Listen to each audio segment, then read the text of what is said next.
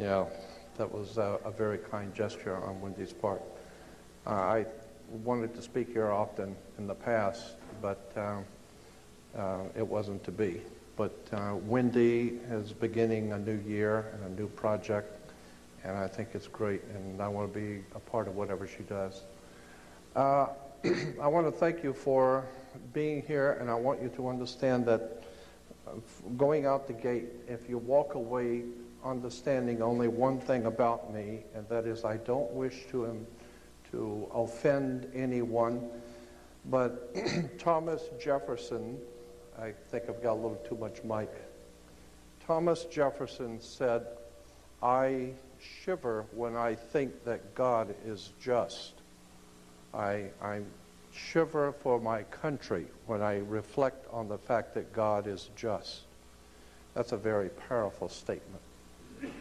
Because what he meant and what he was saying is that if we understand the divine presence in the universe, that one that men call God, if we understand anything about the divine presence in the universe, we understand that God is just, meaning that he's not a respecter of persons or people or concepts or ideas. God is above all of that.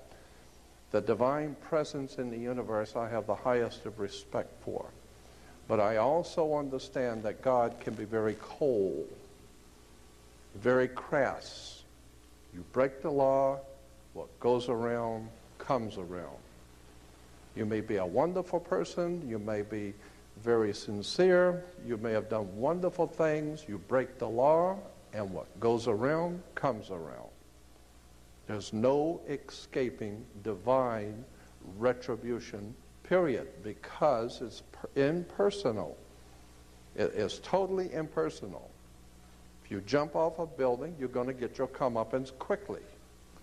If you do something against your friend, your family, your wife, your husband, or whatever, it may take a couple of weeks for it to come back to you. It may take a month or two. But whatever it is you put out there will come back. Bet on it. And that's why Thomas Jefferson said, "I fear more for my country when I realize that God is just."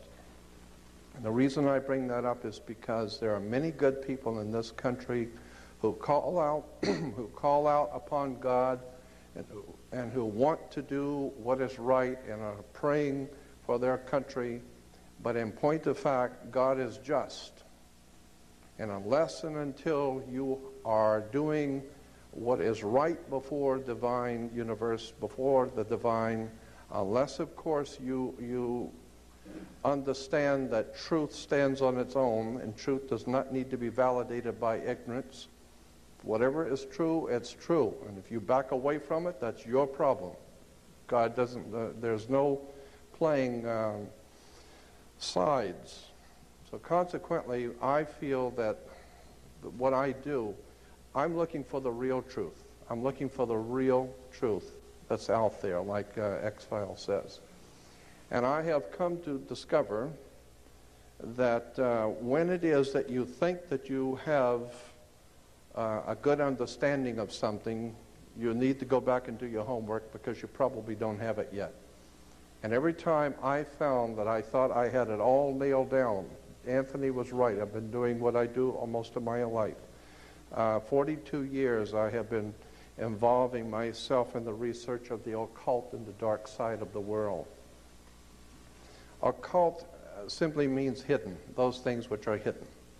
And I've been involved in researching and studying and living with the occult world for some 42 years. And something I have learned is that when you think you know it all, you haven't got any of it. And when you think you've got it all figured out, no, there's one higher than the high one who looks on and you don't have it yet.